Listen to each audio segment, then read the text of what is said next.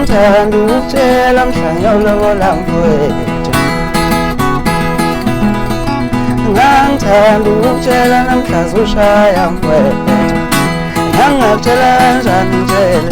ukaningenyanya kaningizonda ngangakutshela kanjani shona mfowethu iwe nenhliziyo yakho angeke ithole ukuvumela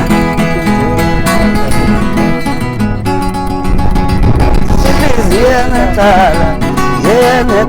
iyohlala ibalile